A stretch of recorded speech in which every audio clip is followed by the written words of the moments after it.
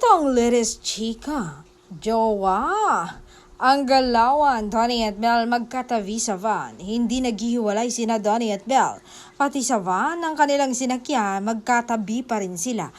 At ang chika pa ay nakakbay raw si Donnie kay Belle na labis na ikinatuwa ng kanilang mga kaibigan na nakasakay rin. Iba raw ang kanilang galawan. Ngayon lang daw nila nakitang masaya si Donnie. Noon daw happy lang si Donnie, pero ngayon with Belle, kakaibang sigla ang kanilang nakikita. Sana raw forever na ito.